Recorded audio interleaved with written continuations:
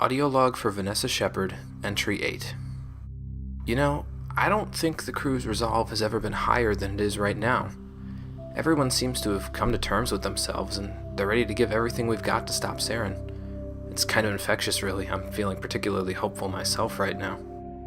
Have you ever heard the phrase snail mail? It's a label that the owners of the orphanage gave to a paper message that they got for me in August of 2170. I came to visit that month and they directed me to it. It was a notice from the Alliance, believe it or not. They wanted me to undergo an L3 retrofit in Seattle by the end of the year. At first I thought it was some kind of joke, but the owner said that an Alliance officer had delivered it to them personally and said that he hoped I'd give it some thought. But honestly, I didn't have to think about it. I already knew my answer. The issue now was getting out of British Columbia without the Reds knowing where I was going. They didn't know anything about the notice. They had stopped paying the owners of the orphanage when the Alliance cut them off, so the Reds had no foothold with them anymore. In hindsight, it was pretty clever of the Alliance to use a paper message. Everything's so extranet-oriented nowadays that paper messages are tough to track. It's strange, though.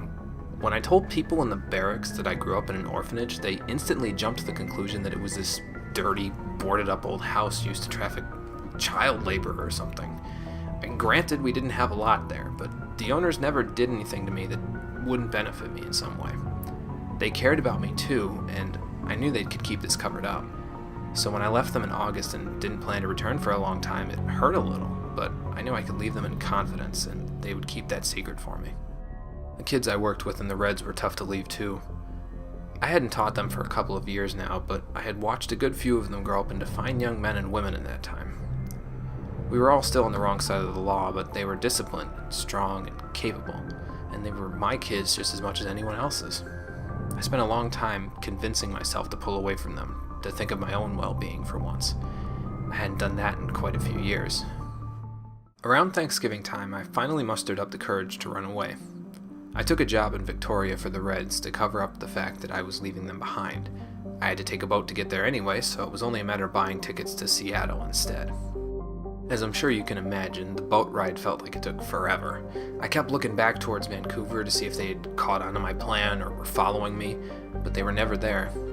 And that was the last I saw of the Reds until the hospital incident in 2171. I made it to Seattle without any problems, got directions to the North Seattle Surgery Center, and headed there for the retrofit. And then I collapsed into a seizure in the front lobby. It wasn't my greatest entrance, that's for sure. The doctors took me to the ICU immediately afterwards, but they determined that in my current condition, the retrofit would be too dangerous to start immediately. My amps seemed to be the source of the problem. They had been damaged but not replaced after the incident with Bug. So whenever I tried to use my biotics, the electrical charges sent through them caused negative feedback on my nerves, which swept through my brain in a wave and triggered me. They needed to stabilize me, and that would require extensive rehabilitation for my red sand addiction, as well as another surgery to remove the faulty L1s. Rehab took a few months.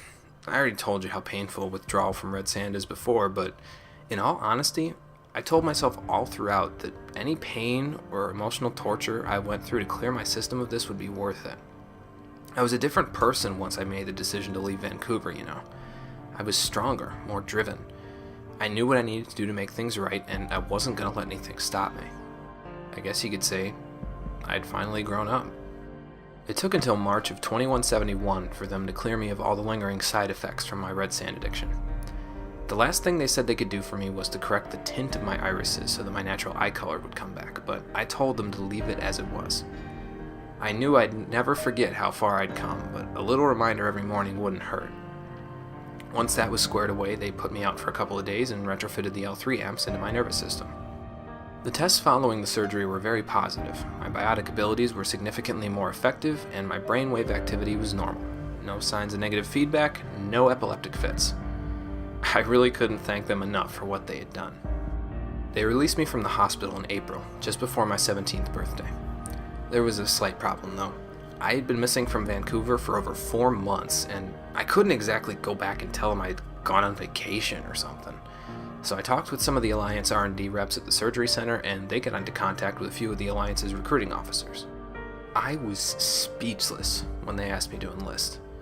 In spite of all the animosity between the Alliance and the organization I had worked for, they wanted me to be a Marine. Some world we live in, huh? They helped me enlist in a pre-service program for potential Marines and got me transportation to Fairchild Interplanetary Base, a few hours inland from Seattle.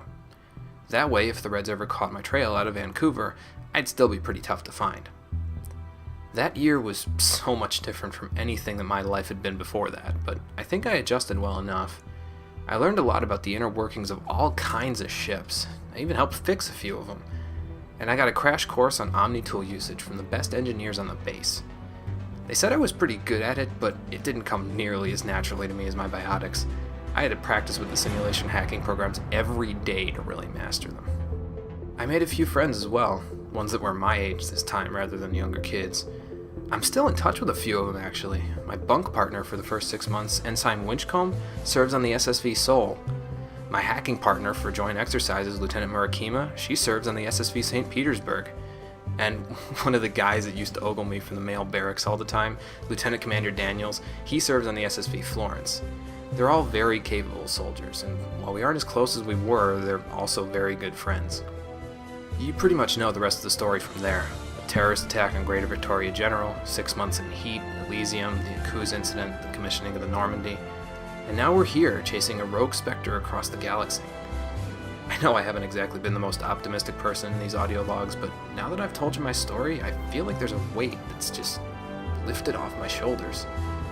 And because of that, I feel more driven and more focused than I have in a long time. I guess the captain was right. These logs aren't just a tradition. They're a medium to strengthen your resolve. And I'm feeling pretty strong right about now.